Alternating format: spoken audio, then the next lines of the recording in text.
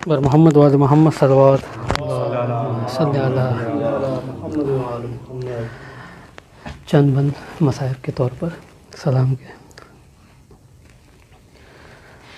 بانو یہ عابد کو بتلا رہی ہے میری سکینہ کو نیند آ رہی ہے بانو یہ عابد کو سمجھا رہی ہے میری سکینہ کو نیند آ رہی ہے کہہ دو ہواؤں سے آہستہ آئے کہہ دو پرندوں سے گلنا مچائے کہہ دو اندھیروں سے واپس نہ جائے کہہ دو اندھیروں سے واپس نہ جائیں اور جاگی ہوئی چین کچھ پا رہی ہے میری سکینہ کو نیند آ رہی ہے شاید رسن کی اذیت ہوئی کم مدھم کرو بیبیوں شور ماتم سجاد زنجیر بولے نہ اس دم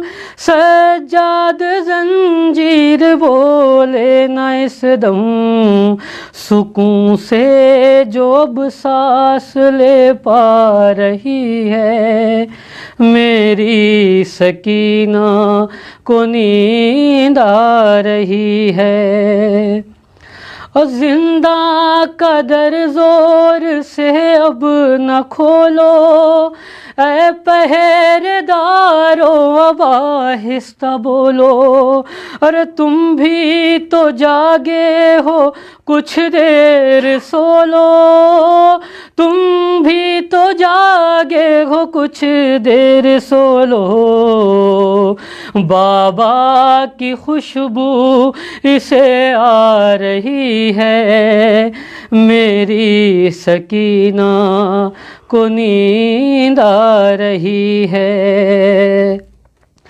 کہ میں خوش ہوں کہ سوئے گی میری دلاری میں قربان اس کے میں اب اس کے واری اور بہت سہ چکی دکھ یہ غازی کی پیاری بہت سہ چکی دکھ یہ غازی کی پیاری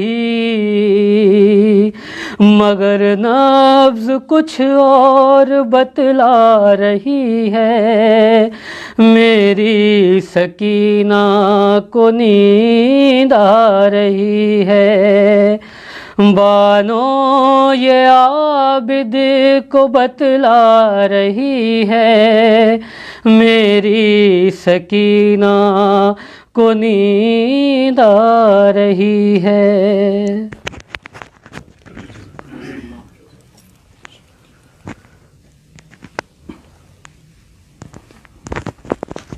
محمد وآل محمد صلوات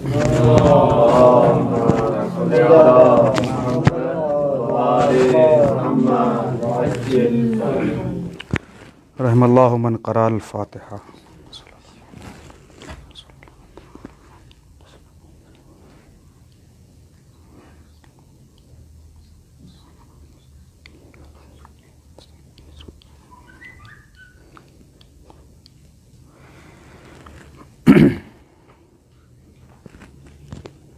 لا حول ولا قوة الا باللہ العلی العظیم اعوذ باللہ السمیع العلیم من الشیطان اللعین الرجیم بسم اللہ الرحمن الرحیم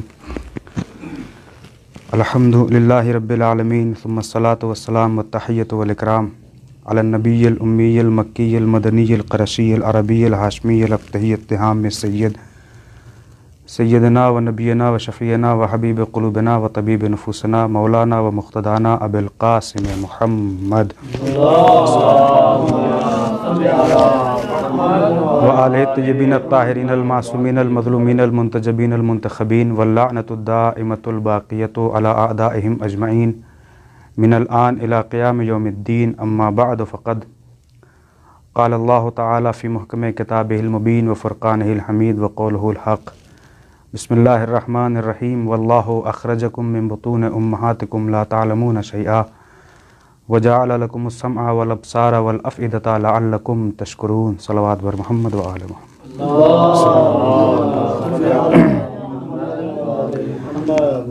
گزارش ہے ایک بار سورہ حمد اور 3 مرتبہ سورہ اخلاص کی تلاوت فرما کر مرحوم محمود حیدر ابن انور حسین کی روح کو اصال فرما دیں۔ اللہم صلی اللہ علیہ وسلم۔ بسم اللہ الرحمن الرحیم۔ تین یا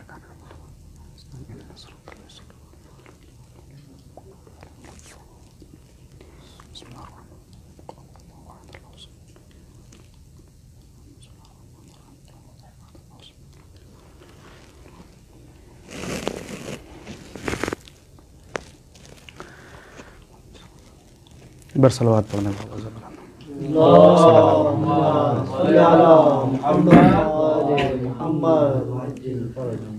طلاب عزیز، بزرگان محترم،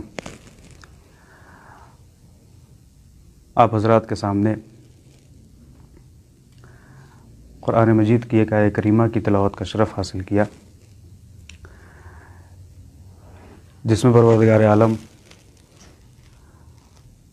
اپنے بندوں کو مخاطب کر رہا ہے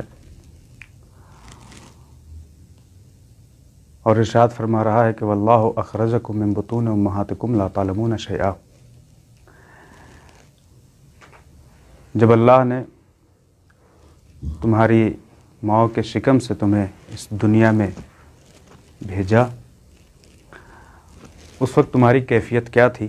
آواز آئی لا تعلمون شیئا، تم لا تعلمون شیئا کا مصداق تھے، یعنی کسی چیز کا علم تمہارے پاس نہیں تھا، تم کچھ نہیں جانتے تھے۔ اس کے بعد اللہ نے کچھ نعمتوں کا ذکر کیا، ارشاد ہوا وجعل لکم السمع والابصار والافئدہ، اور اس نے تمہیں قوت سماعت، قوت بصارت اور دل عطا کیا۔ اور ان 3 نعمتوں کے بعد اللہ نے ایک مطالبہ رکھا، کہا لعلکم تشکرون، اتنی نعمتیں دینے کے بعد ہم تم سے کچھ نہیں مانگتے، صرف ایک مطالبہ ہے تاکہ تم میرا شکر ادا کرو۔ آیت اور اس کا ترجمہ میں آپ کی سماعتوں کی نظر کر چکا۔ ایصال ثواب کی مجلس ہے، مختصر سا بیان ہے، بہت طولانی بیان بھی نہیں ہے، صرف اور صرف اصلاح کی غرض سے اپنی، ورنہ یہاں پہ بیٹھا ہوا ہر شخص خطیب ہے، میں کیا مجلس پڑھوں گا، مجلس سنانے کے لیے بیٹھا ہوں، ورنہ جو نقطہ میں پڑھوں گا اس سے پہلے آپ کے ذہن میں موجود ہوگا، اس بات کا علم اور یقین ہے مجھے۔ آیت ہمیں متوجہ کر رہی ہے ہمارے ماضی کی طرف، ہمیں ہمارا ماضی یاد دلایا جا رہا ہے کہ دیکھو جب تم اس دنیا میں آئے تھے تو تمہاری حیثیت کیا تھی۔ قرآن نے کہا لا تعلمون شیئا، کچھ نہیں جانتے تھے، اور آج جن چیزوں کی وجہ سے تمہارے پاس علم ہے وہ بھی تم نے خود نہیں حاصل کیا ہے بلکہ ہم نے تمہیں دیا ہے۔ ظاہر ہے قوت سماعت، قوت بصارت انسان جو سن کے حاصل کر رہا ہے، جو دیکھ کے حاصل کر رہا ہے، یہ بھی انسان نے خود نہیں حاصل کیا ہے بلکہ اللہ نے اسے دیا ہے۔ اگر کوئی یہ کہے کہ ہمارا کان ہے، ہم جب تک چاہیں گے سنیں گے، تو پھر انسان کبھی مر ہی نہیں سکتا تھا، کیونکہ اس کا مطلب کہ موت بھی اس کے اختیار میں جب تک چاہے گا زندہ رہے گا۔ لیکن ایک بار صلوات پڑھ دے بآواز بلند۔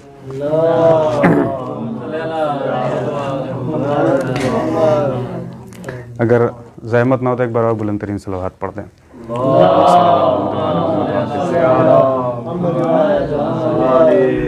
اگر کوئی یہ کہے کہ ہمارا کان ہے جب تک چاہے سنیں گے، ہماری آنکھیں ہیں جب تک چاہیں گے دیکھیں گے، تو پھر اس دنیا میں کوئی انسان نابینا نہ ہوتا، نہ ہی کسی کی آنکھوں کی روشنی کم ہوتی۔ کیوں؟ اس لیے کہ दावा होता कि साहब हमारी आंखें हैं, जब तक चाहेंगे देखेंगे, जो चीज़ चाहेंगे देखेंगे। तो फिर उसका मौत पे भी इख्तियार होता है कि जब तक चाहेंगे ज़िंदा रहेंगे। लेकिन जिन के पास आंखें हैं, कोई ये नहीं कह सकता कि कब तक हमारी आंखों में बीनाई बरकरार रहेगी, कब तक हमारी आंखों की बसीरत बाकी रहेगी। न जाने कब कौन सा सानहा गुजर जाए और हम अपनी आंखों की बीनाई खो बैठें। लिहाजा इंसान ने जिन चीज़ों के ज़रिए से इल्म हासिल किया है वो चीज़ें भी अल्लाह ने ही दी हैं, और इतनी चीज़ें देने के बावजूद उसने कुछ नहीं मांगा। ये नहीं कहा कि हमने आंखें दी हैं तो इन आंखों को हमारी राह में कुर्बान कर दो। कहा नहीं, तुम्हें दी हैं, तुम देखो। हमारा सिर्फ एक मुतालबा है, लाल्लकुम तशकुरून, हम तुमसे कुछ नहीं चाहते, सिर्फ हमारा शुक्र अदा करते रहो, हम तुमसे राज़ी हैं। और इस दुनिया में कुफरान नेमत करना बहुत आसान है और नेमत का शुक्र अदा करना उतना ही मुश्किल है। इसलिए कि इंसान के अंदर जो ख्वाहिश पाई जाती है कि जो चीज़ भी देखेगा उसे चाहिए।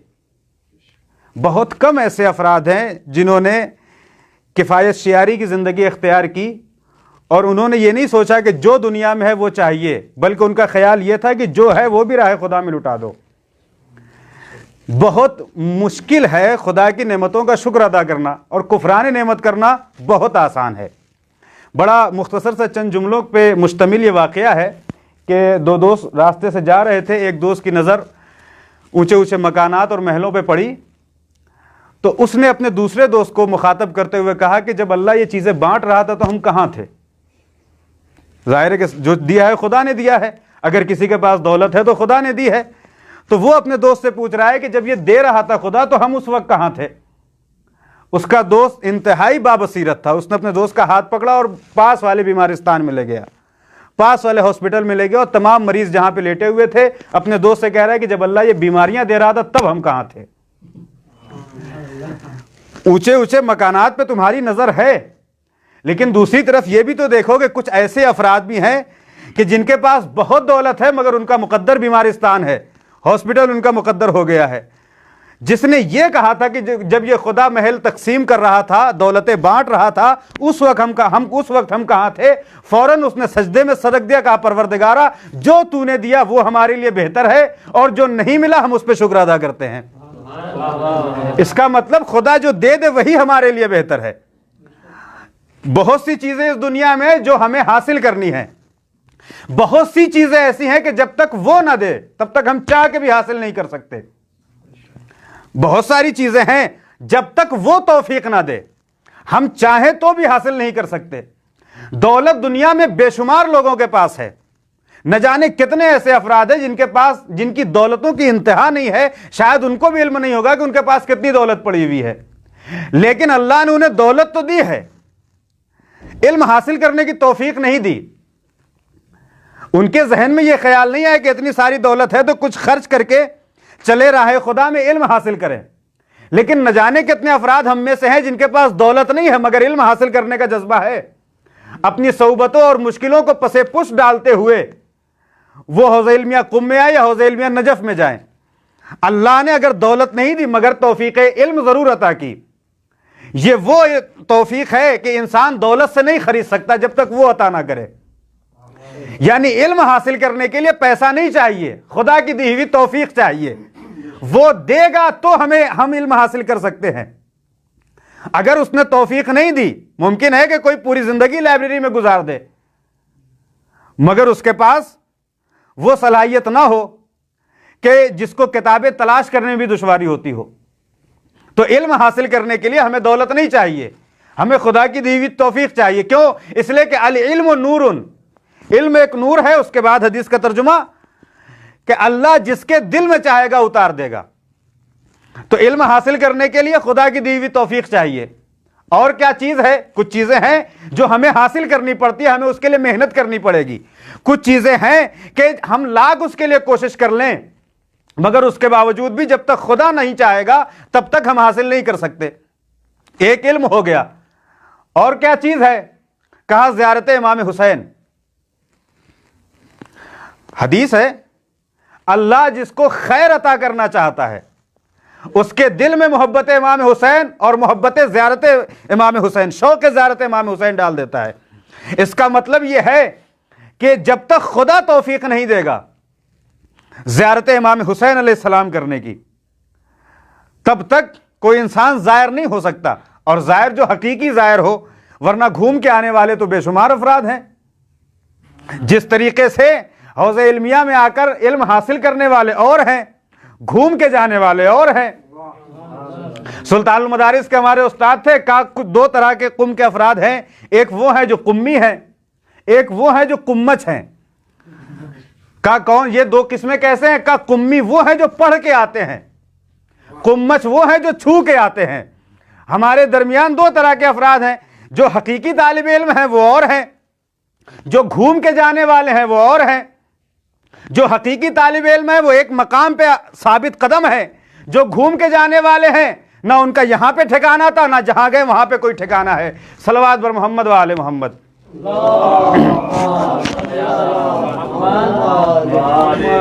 تو جب تک خدا توفیق نہیں دے گا تب تک کوئی زائر امام حسین نہیں ہو سکتا۔ ایک اور شے کہ انسان لاکھ چاہے کہ حاصل کر لے مگر حاصل نہیں ہو سکتی جب تک خدا نہ عطا کرے۔ وہ شے کوئی اور نہیں ہے بلکہ محبت اہل بیت ہے۔ انسان اپنی مرضی سے محب اہل بیت نہیں ہو سکتا۔ اگر کسی کے اختیار میں ہوتا کہ وہ چاہے تو محب اہل بیت ہو، چاہے تو دشمن اہل بیت ہو، ایسا نہیں ہے، کسی کے اختیار میں نہیں ہے۔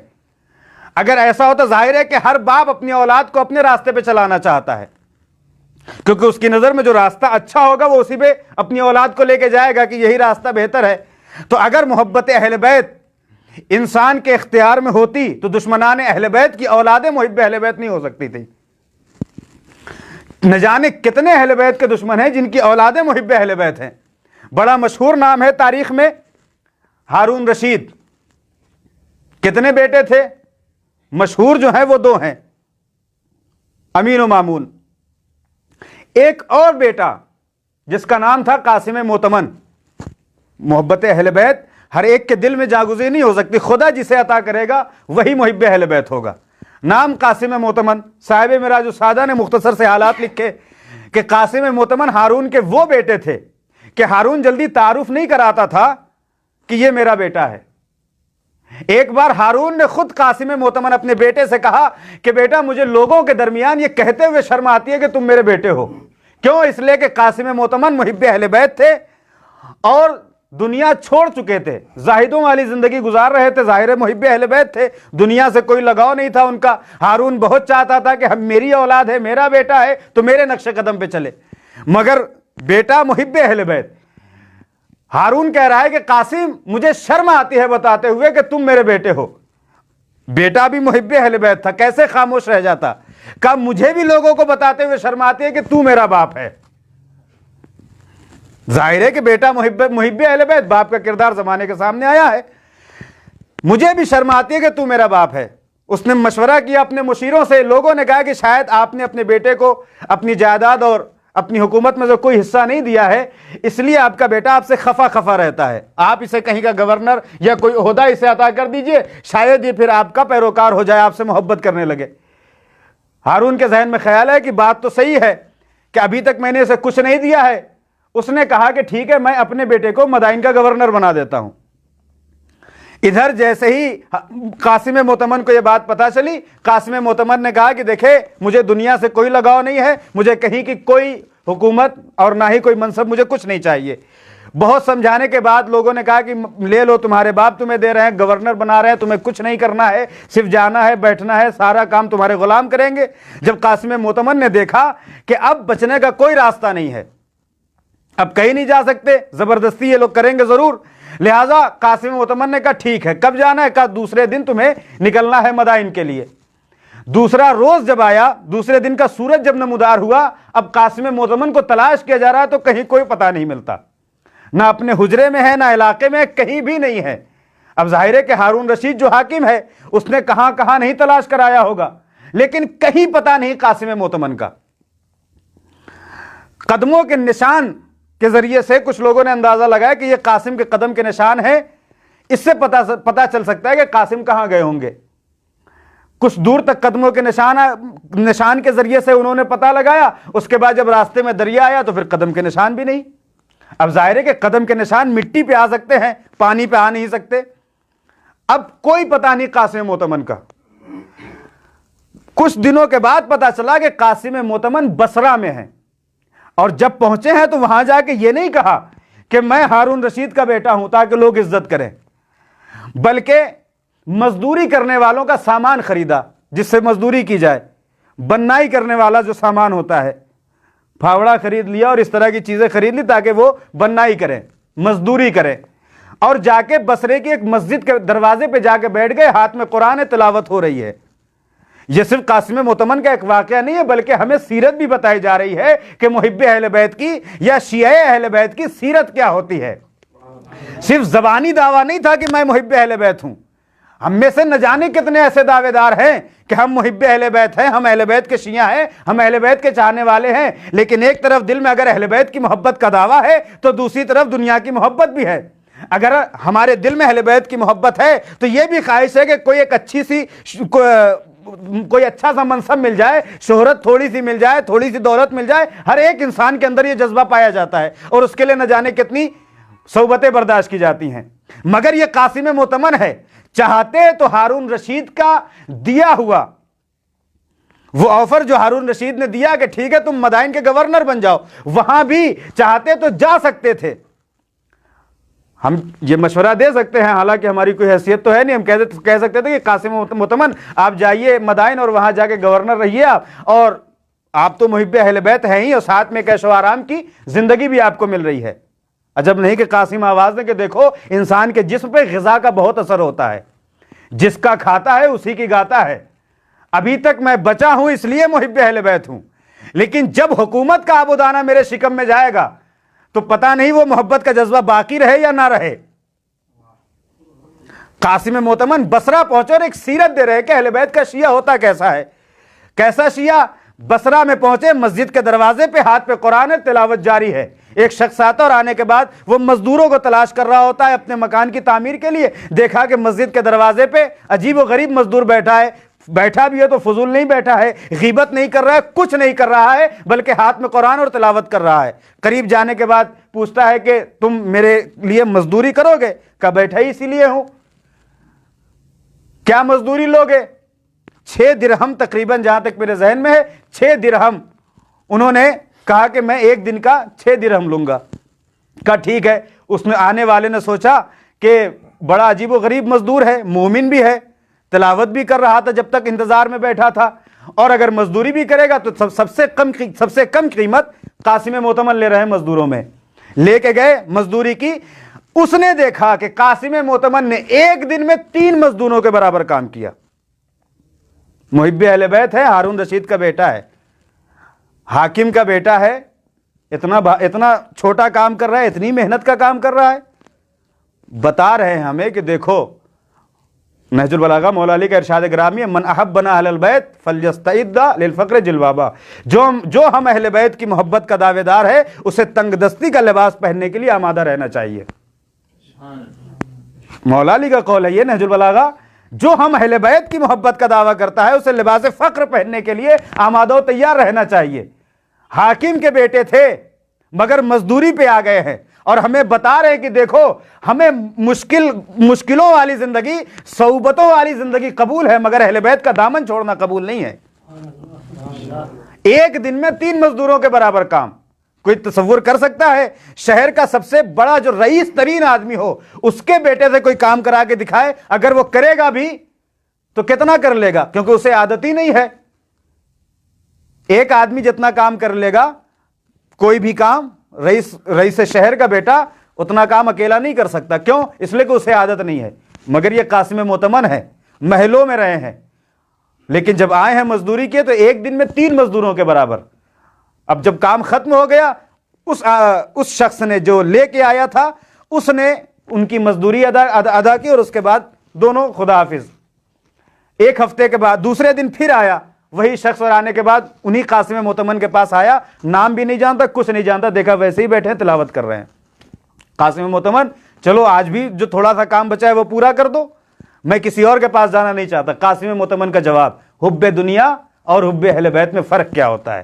جس کے دل میں محبت اہل بیت ہو اور محبت دنیا ہو, یہ دونوں ایک جگہ جمع نہیں ہو سکتی. اہل بیت کی محبت کیا ہے؟ ذریعہ نجات. دنیا کی محبت کیا ہے؟ حب الدنیا راس کل خطیہ، دنیا کی محبت ہر گناہ کا سرچشمہ ہے. دونوں میں زمین و آسمان کا فرق ہے، تو ایک دل میں دونوں نہیں آ سکتے. قاسم جو تھوڑا سا کام بچا ہے وہ پورا کر دو اور آج کی مزدوری لے لینا. قاسم کا جواب، جو کل تم نے مزدوری دی تھی وہ میرے ایک ہفتے کے خرچ کے لیے کافی ہے، اور اب اتنے دن میں صرف خدا کی عبادت کروں گا اور اسی پہ اپنا گزارا کروں گا. جب پیسہ ختم ہوگا اب مزدوری کروں گا. چلا گیا. وہ بھی بڑا ایماندار تھا کہ اتنا اچھا مزدور ہے، اتنا کفایت شیار ہے، ٹھیک ہے اب ایک ہفتے بعد ہی میں آؤں گا اور تم ہی وہ کام پورا کرو گے. ایک ہفتے بعد آئے، قاسم مسجد میں چلو گے؟ ہاں بالکل. پھر ویسے ہی کام کیا، اور اس کے بعد پھر ایک وقت وہ آیا کہ جب تھوڑا سا کام بچا تھا، اور وہ شخص آنے کے بعد قاسم کو تلاش کرتا ہے. پتہ چلا کہ قاسم معتمن نہ مسجد میں ہے نہ مسجد کے دروازے. پھر کہاں ہے؟ کہا ہے کھڈر کے پاس دیکھا گیا ہے. اب کھڈر کے پاس جب وہ گیا ہے شخص، دیکھا قاسم معتمن انتہائی علیل ہے، انتہائی مریض ہے. جا کر قاسم کے پاس وہ شخص بیٹھا اور کہتا ہے کہ تم تو مریض ہو، چلو میں تمہیں طبیب کے پاس لے چلتا ہوں، تمہارا علاج کراتا ہوں، معالجے کے لیے چلو. قاسم معتمن نے کہا کہ نہیں، اب میرا آخری وقت ہے زندگی کا، اور اب تک میں نے تمہیں نہیں بتایا کہ میں کون ہوں. ظاہر ہے کہ مزدور کا رشتہ تھا، اس سے جو بھی تھا اسے اس سے کیا لینا دینا کہ مزدور ہے، کہاں کا ہے، کس کا بیٹا ہے، کہاں کا رہنے والا ہے، اچھی حالت میں ہے یا بری حالت میں، اس سے کیا لینا دینا. مگر اس نے قاسم معتمن کا کردار ایسا دیکھا تھا کہ ان کے کردار پہ فریفتہ ہو گیا وہ، کہ مزدور، ایسا مزدور اسے آج تک نہ ملا. ورنہ مزدوروں سے کون پوچھتا ہے کہ بیمار ہو تو چلو دوا لے لو. یہ قاسم معتمن کا کردار تھا. ایک بار صلوات پڑھ دے بابا سے بلند. اگر زحمت نہ ہو تو ایک بار اور صلوات پڑھ دے.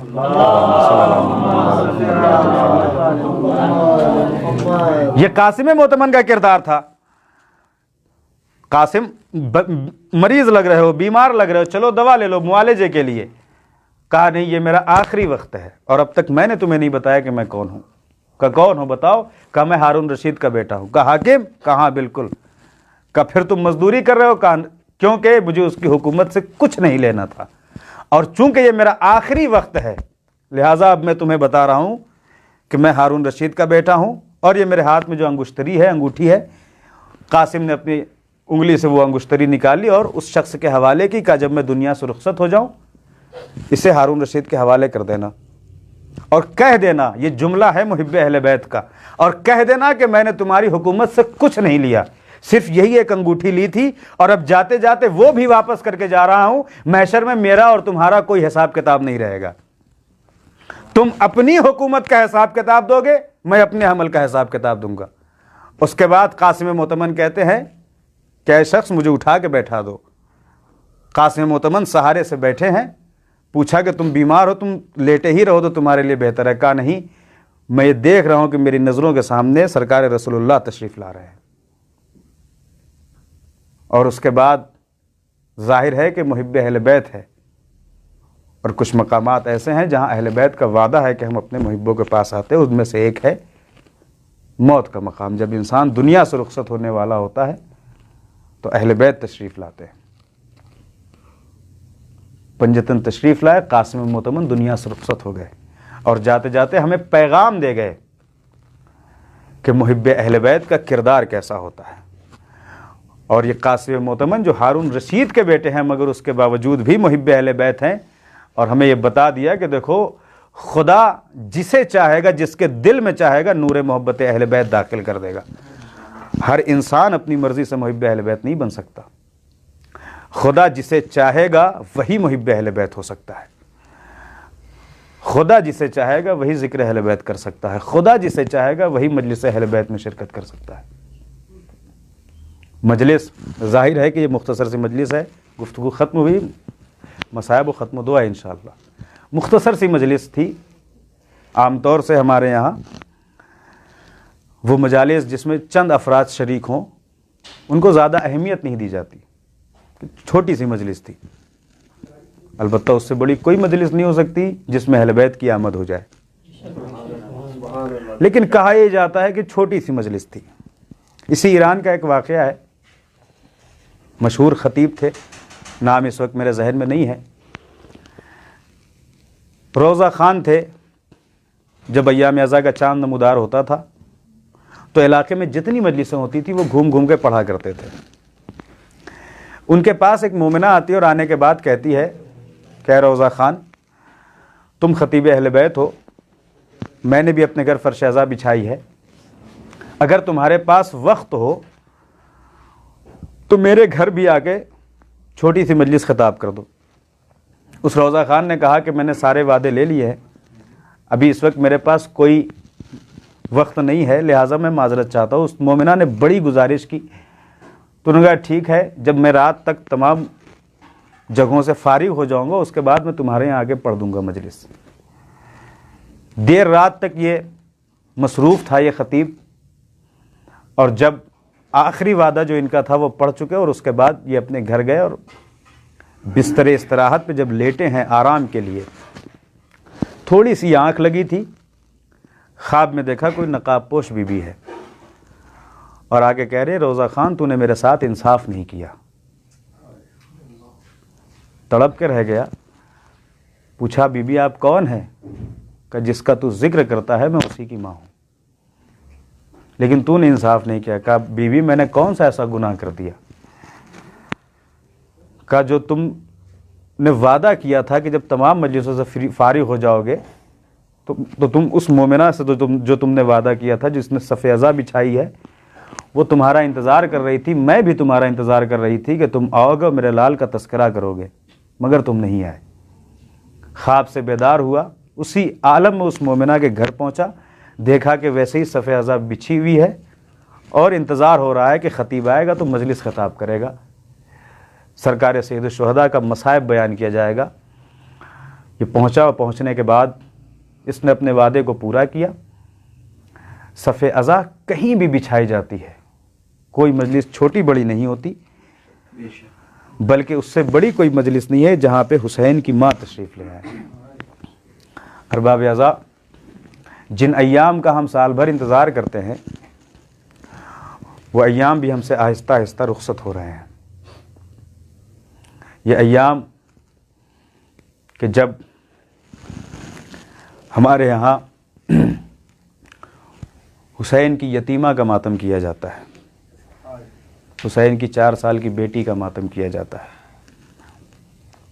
ارباب اعضاء، رونے کے لیے، گریہ کرنے کے لیے نام سکینہ کافی ہے۔ حسین کی 4 سال کی بیٹی اتنے ستم سہے۔ ایک وہ فقرہ ہے عصر عاشور جب حسین نے سکینہ سے کہا بیٹی آج سے تم یتیم ہو جاؤ گی۔ کم سن بچی کو یہ بھی نہیں پتا کہ یتیمی کسے کہتے ہیں، بابا یتیمی کسے کہتے ہیں۔ کہ میری شہادت کے بعد تمہیں پتہ چل جائے گا کہ یتیمی کسے کہتے ہیں۔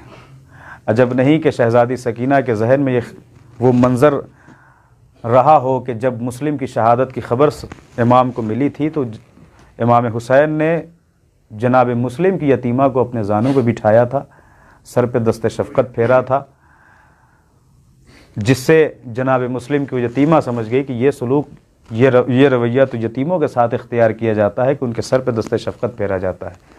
عجب نہیں کہ سکینہ کے ذہن میں یہ منظر رہا ہو کہ جب جو یتیم ہو جاتا ہے اس کے ساتھ محبت سے پیش آتے ہیں، لیکن یہاں تو دستور ہی بدل گیا۔ ادھر حسین دنیا سے رخصت ہوئے، ادھر حسین شہید ہوئے ہیں، وہاں حسین کی یتیمہ کے ساتھ کوئی محبت سے پیش نہیں آ رہا ہے، بلکہ جو آ رہا ہے یا تازیانے لگا رہا ہے یا تماچے مار رہا ہے۔ کوئی اگر آیا ہے یہ مانگنے، مطالبہ کوئی کر رہا ہے کہ حسین کہ سکینہ تمہارے کانوں کے گوشوارے بڑے اچھے لگ رہے ہیں، مجھے دے دو، اور اگر وہ بچی اپنے کانوں سے وہ گوشوارے نہیں نکال پائی ہے تو اسے کسی نے محبت سے نہیں نکالا بلکہ کانوں سے نوچ لیا گیا، کانوں کی لویں پھٹ گئیں۔ ارباب اعضاء، حسین کی یتیمہ بڑے ستم سہے۔ ایک فقرہ، جب مدینے میں امام سجاد سے سوال کیا گیا، مولا سجاد سے پوچھا گیا کہ مولا عصر عاشور سے لے کے رہائی تک آپ کو کبھی اس بات کا احساس ہوا کہ آپ تنہا ہیں؟ آپ کو کبھی تنہائی کا احساس ہوا؟ امام سجاد فرماتے ہیں کہ مجھے عصر عاشور سے لے کے رہائی تک مجھے کبھی تنہائی کا احساس نہیں ہوا، لیکن جس دن میری بہن سکینہ رخصت ہو گئی دنیا سے اس دن مجھے احساس ہوا کہ سجاد تنہا ہو گیا۔ ارباب اعضاء، ایسی ہمدرد بہن جناب سکینہ زندان شام ہے، سید سجاد کی بیڑیاں جو دھوپ سے گرم ہو چکی ہیں، مختصر سا پانی جو پینے کے لیے آیا ہے، بہن کے دل میں بھائی کی کتنی محبت ہے۔ اگر کوئی دیکھنا چاہتا ہے تو جناب سکینہ کا یہ مختصر سا کردار دیکھ لے زندان شام میں۔ ارباب اعضاء، وہ مختصر سا پانی جو پینے کے لیے آیا ہے، جناب سکینہ نوش نہیں فرماتی ہیں، بلکہ سید سجاد کے قریب جاتی ہیں اور بیڑیوں پہ وہ پانی ڈال دیتی ہیں، زنجیروں پہ پانی ڈال دیتی ہیں کہ تھوڑا سا صحیح میرے بھیا کو آرام مل جائے، ورنہ دھوپ سے زنجیریں جو گرم ہو جاتی ہیں۔ ارباب اعضاء، سید سجاد کی بہن سکینہ زندان شام میں جب بھی صبح کا وقت ہوتا ہے یا شام کا وقت ہوتا ہے، جناب سکینہ در زندان پہ بیٹھی ہوئی ہوتی ہے اور آسمانوں کی طرف رخ کرتی ہیں۔ ایک دن پوچھتی ہیں، بھیا سید سجاد، کیا میں کچھ پوچھ سکتی ہوں؟ بہن، پوچھو، کیا سوال ہے؟ کہا یہ بتائیے کہ یہ پرندے روز کہاں آتے جاتے ہیں؟ جب صبح کا وقت ہوتا ہے تو بھی یہ پرندے جاتے ہوئے نظر آتے ہیں، اور جب شام کا وقت ہوتا ہے تو یہ پرندے جاتے ہوئے نظر آتے ہیں۔ امام سید سجاد فرماتے ہیں، بہن سکینہ، صبح کے وقت یہ پرندے تلاش رزق کے لیے نکلتے ہیں اپنے اپنے گھونسلوں سے، لیکن جب شام کا وقت ہوتا ہے یہ واپس اپنے اپنے گھروں کو جاتے ہیں۔ سکینہ طلب جاتے، بھیا سجاد یہ بتائیے کہ ہم واپس اپنے گھروں کو کب جائیں گے؟ ارباب اعضاء، کوئی سکینہ کو کیسے سمجھائے کہ جس بہن کو، جس سکینہ کو گھر جانے کا اتنا ارمان ہے، سب تو واپس مدینے جائیں گے مگر حسین کی یتیمہ اپنے گھر واپس نہ جا پائے گی۔ ارباب اعضاء، ایک وقت وہ آیا، زندان شام ہے، جناب سکینہ خواب سے بیدار ہوئی، بے چینی بڑھ گئی ہے، اور سکینہ بار بار کہتی ہیں، پھوپھی اماں، میں نے اپنے خواب میں بابا کو دیکھا ہے۔ ایک روایت اور یہاں پہ نقل ہے، ارباب اعضاء، جناب سکینہ نے اپنے بابا کو خواب میں دیکھا تھا اور پوچھا تھا، جب خواب میں سرکار سید الشہداء تشریف لائیں، بیٹی نے باپ سے شکوہ کیا، بابا یہ بتائیے یہ ظلم و ستم کا سلسلہ کب تک جاری رہے گا؟ ہم کب تک زندان شام میں قید رہیں گے؟ پھوپھی اماں کے سر پہ کب تک چادر نہیں رہے گی؟ کب تک میرے بھیا کے پاؤں میں بیڑیاں پڑی رہیں گی؟ ارباب اعضاء، جناب سکینہ نے تمام شکوے بیان کیے، بابا یہ بتائیے ہم کب تک زندان شام میں قید رہیں گے؟ سرکار سید الشہداء کہتے ہیں، بیٹی سکینہ، جس دن تم میرے پاس آ جاؤ گی یہ قافلہ رہا ہو جائے گا۔ ارباب اعضاء، خواب سے جناب سکینہ بیدار ہوتی ہیں، پھوپھی اماں میں نے خواب میں بابا کو دیکھا تھا، بابا نے کہا ہے، اور یہ عجیب سا فقرہ ہے روایت کا، جناب سکینہ کہتی ہیں، پھوپھی اماں میں آپ سے کچھ کہنا چاہتی ہوں۔ کہو بیٹی، کیا بات ہے؟ کہا پھوپھی اماں دعا کیجئے سکینہ مر جائے، دعا کیجئے سکینہ رخصت ہو جائے۔ بیٹی خیریت تو ہے، ایسی باتیں کیوں کہہ رہی ہو؟ کہا میں نے خواب میں بابا کو دیکھا تھا، بابا سے میں نے پوچھا تھا کہ بابا یہ قافلہ کب تک اسیر رہے گا، ہم کب تک زندان شام میں رہیں گے؟ بابا نے کہا تھا بیٹی جس دن تم ہمارے پاس آ جاؤ گی یہ قافلہ زندان شام سے رہا ہو جائے گا۔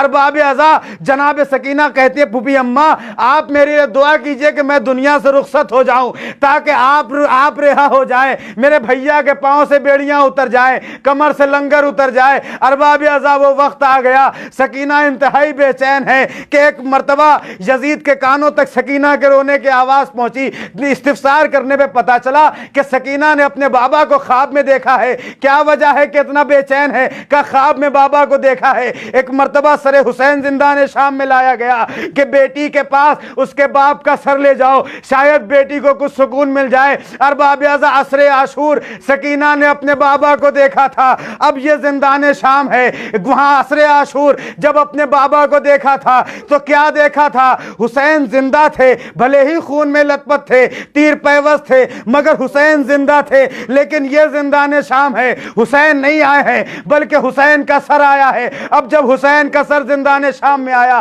ایک مرتبہ بیٹی نے اپنے باپ کا سر اپنی آغوش میں لیا، رخسار پہ رخسار رکھ لیا اور فریاد کرتی رہی۔ کچھ دیر کے بعد زندان شام میں رونے والی سکینہ آواز ختم ہو گئی، کچھ پتہ نہیں کیا ہوا، گردن ڈھل گئی۔ ایک مرتبہ زینب متوجہ ہوئی، کیا دیکھا کہ سکینہ اپنے بابا سے فریاد کرتے کرتے دنیا سے رخصت ہو چکی ہے۔ زبان سے کلمہ استرجا جاری ہوا، انا للہ و انا الیہ راجعون۔ سکینہ دنیا سے رخصت ہو گئی۔ ارباب اعضاء، غسل و کفن کا اہتمام کیا گیا۔ آیا, ایک مرتبہ غسالہ آئی ہے اور غسل دینے کی تیاری کی گئی, لیکن جیسے ہی غسل دینا چاہتی ہے ایک مرتبہ تڑپ جاتی ہے, اے شہزادی یہ بتائیے کہ آخر اس بچی کو کیا مرض تھا؟ جناب زینب فرماتی ہے بچی کو کوئی مرض نہیں تھا, لیکن تم یہ سوال کیوں کر رہی ہو؟ غسالہ کہتی ہے کہ جب میں اس بچی کے بدن سے لباس جدا کرنا چاہتی ہوں, لباس میں الجھ کر بچی کے بدن کے گوشت بھی آ رہے ہیں. ایک مرتبہ شہزادی تڑپ جاتی ہے, ارے اس بچی کو کوئی مرض نہیں تھا, لیکن کربلا سے کوفہ سے لے کر شام اس بچی کو اتنے تازیانے لگائے گئے. ارباب عزا حسین کے سینے پہ سونے والی سکینہ کو غسل و کفن دیا گیا.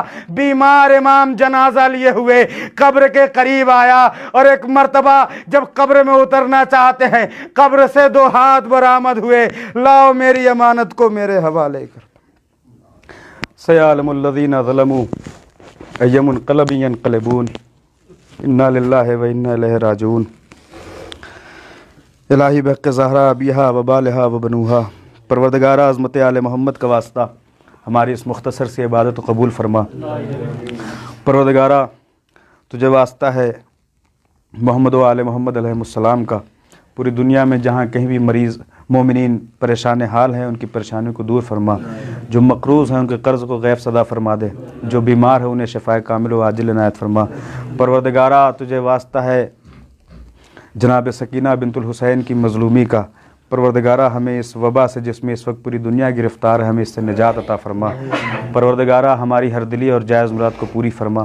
پروردگارہ دعاؤں میں سب سے اہم دعا ہے وارث کربلا حضرت حجت امام زمانہ کے ظہور میں تعجیل فرما, تعجیل فرما, تعجیل فرما, اور ان کے ظہور تک ہمیں اس لائق بننے کی توفیق عنایت فرما کہ ہمارا بھی شمار ان کے چاہنے والوں میں, ان کے اعوان و انصار میں ہو سکے.